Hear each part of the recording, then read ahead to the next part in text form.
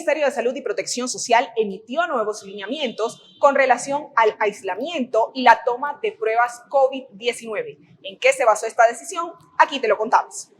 El Ministerio de Salud y Protección Social presentó recientemente la actualización del lineamiento para aplicación de pruebas y aislamiento para COVID-19. Esta actualización obedece, en primer lugar, al cambio del panorama epidemiológico tanto a nivel global como a nivel nacional, que implica unos desafíos distintos y la necesidad de adaptar y de actualizar las estrategias.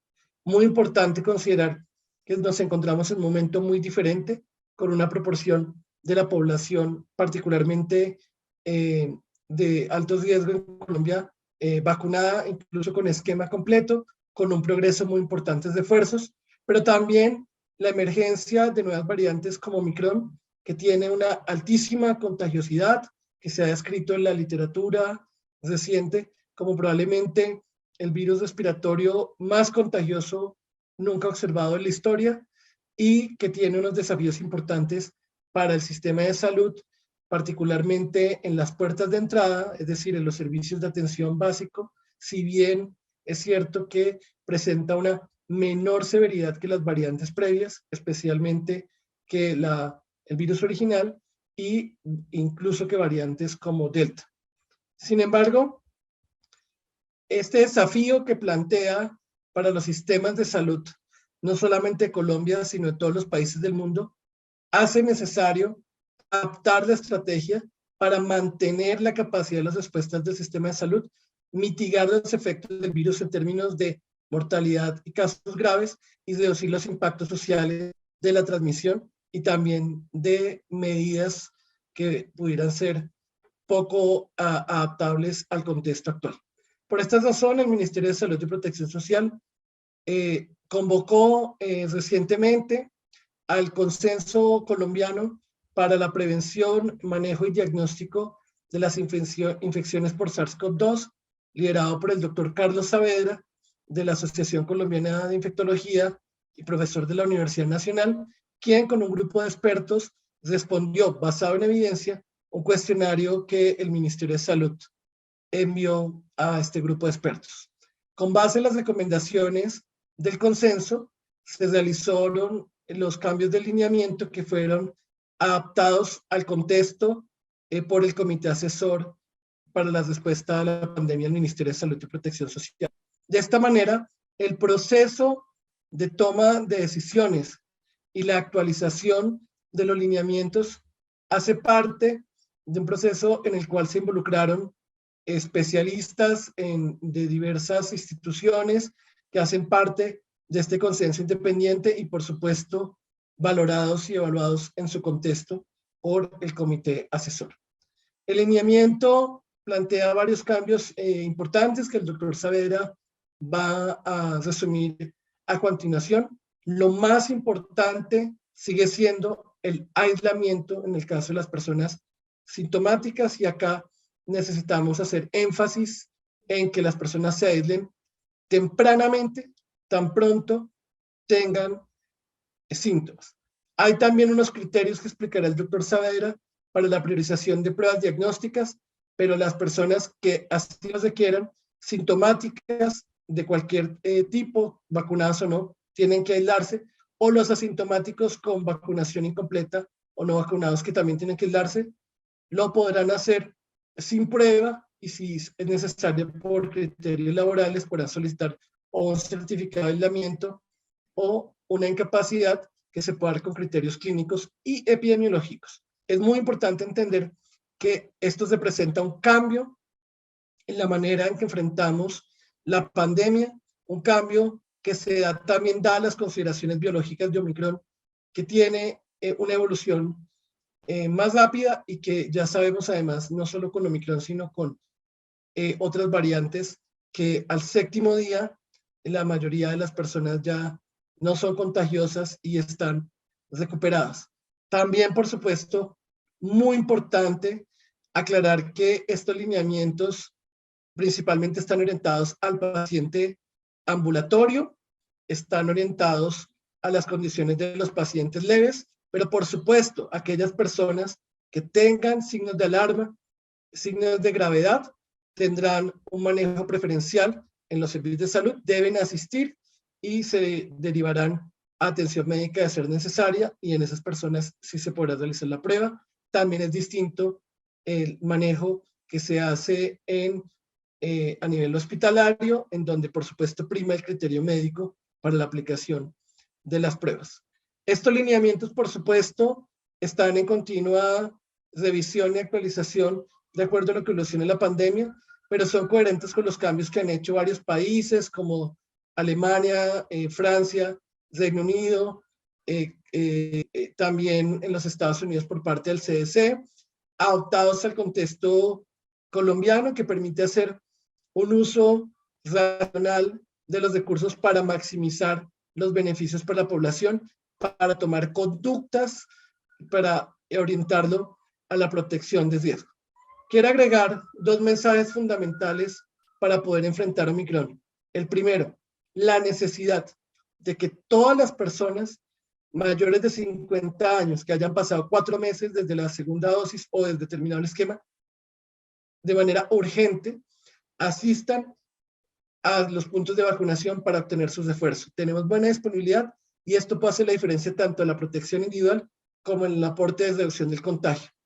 Las 3 dosis, en el caso de los esquemas de dosis, la dosis de refuerzo recupera muy bien la efectividad para prevenir el contagio, pero además da una mucha mayor protección que la que ya da el esquema completo frente a las formas graves. Y en el caso de las personas de 18 a 49 años, 6 meses después, tenemos un volumen muy importante de personas que ya pueden ir por su dosis de refuerzo 6 meses después de terminar el esquema.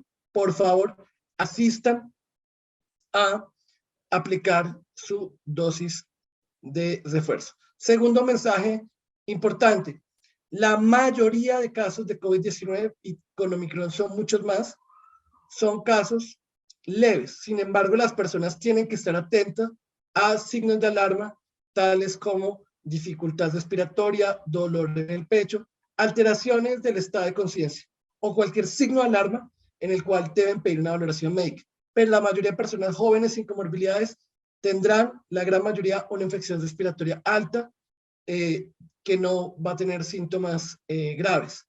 Es muy importante, insisto, que se aíslen, pero estas personas solo deben asistir a los servicios de salud en caso que tengan estos signos de alarma. En el caso de las personas de riesgo, mayores de 60 años, o con factor de riesgo con comorbilidades, esas personas pueden ser priorizadas por prueba y deben ser valoradas médicamente, dado que si tienen un mayor riesgo de complicar y morir, primando acá de nuevo también el criterio clínico, incluyendo también a los niños menores de 3 años por sus características particulares. Tercer punto fundamental, recordar que necesitamos mantener las medidas básicas de bioseguridad. En el caso, como explicará el doctor Saavedra, los asintomáticos que fueron contacto estrecho, que están vacunados con esquema completo, no tendrán que guardar aislamiento, pero deben ser muy estrictos en el uso de los tapabocas y no les recomendamos visitar personas vulnerables durante estos días para minimizar cualquier potencial riesgo. Si bien el riesgo de contagio es menor, es muy importante proteger a las personas de riesgo, incluso si están vacunadas, durante este periodo particular de alta transmisión. Entonces, este uso estricto de tapabocas es fundamental. Si soy cuidador, si soy de un adulto mayor, ese uso estricto de tapabocas y las demás medidas de bioseguridad como la ventilación para reducir esa probabilidad de contagio que puede ser, que siempre existe. Igual, si soy cuidador y ya puedo acceder a mi refuerzo, ponerme la dosis de refuerzo es clave. Por último, entender que estamos hablando de un desafío nuevo que genera unas reglas de juego diferentes. Omicron tal vez aceleró unos cambios que eran necesarios hacer en la respuesta. La evidencia ya nos había sugerido que había que hacer cambio en los tiempos de aislamiento, pero Omicron los precipitó al tener unas características biológicas diferentes y también transitar de un enfoque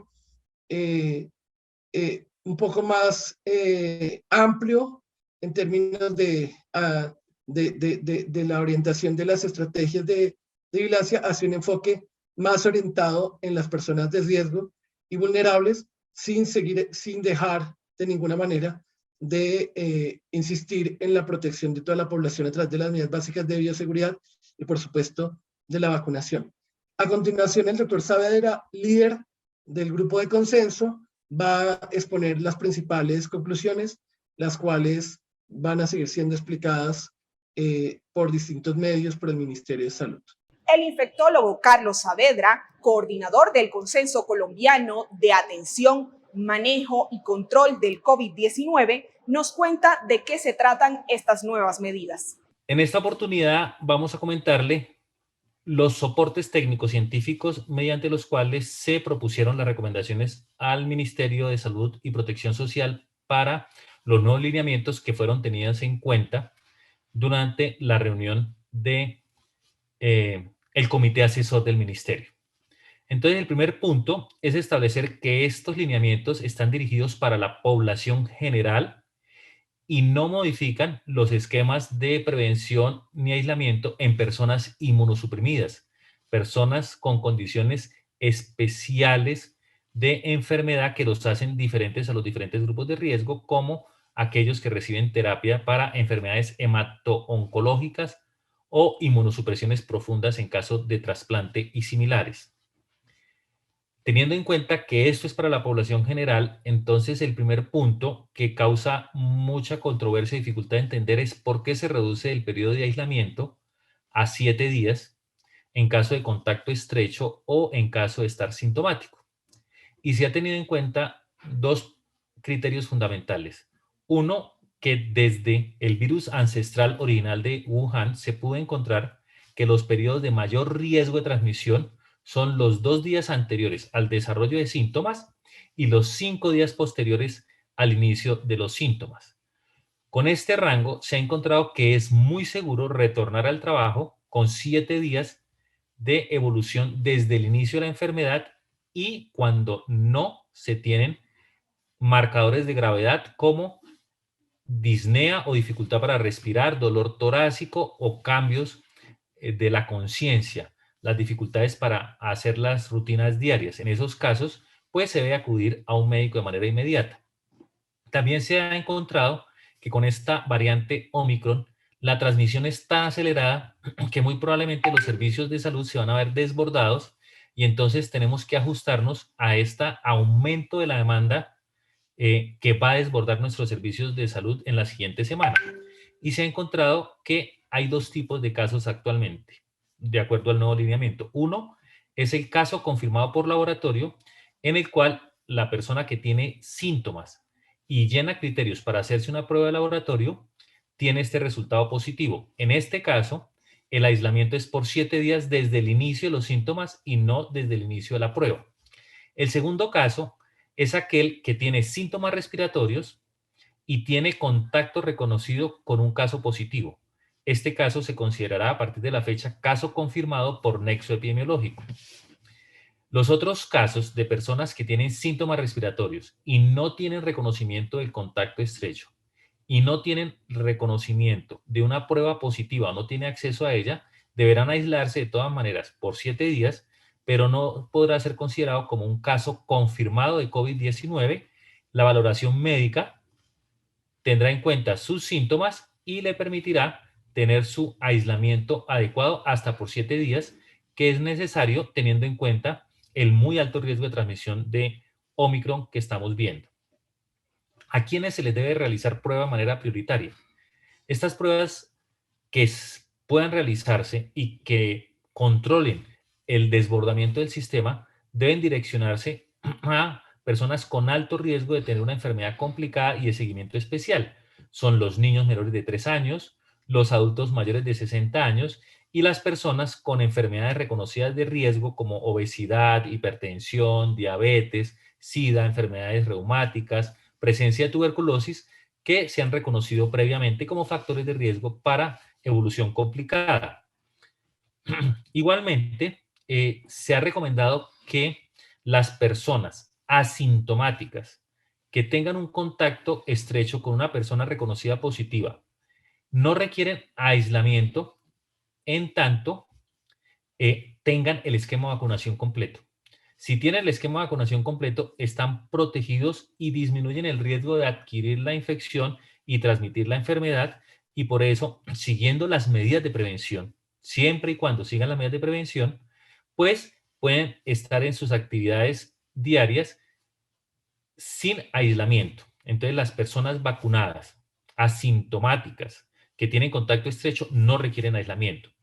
Los trabajadores de la salud que reconocen un contacto estrecho deben recibir una prueba al tercer día del contacto estrecho, pero no deben aislarse hasta no tener el resultado de la prueba. Y deben continuar con sus labores con las medidas de prevención necesarias. Se recomienda que en los casos de infección respiratoria con contacto reconocido, si no se tienen los factores de riesgo, las personas no deben acudir a los servicios de salud de urgencias. Si en su empresa promotora de beneficios de salud tienen un sistema establecido que usted pueda reconocer y comunicarse telefónicamente por teleconsulta con un servicio médico que lo permita orientar, lo debe hacer.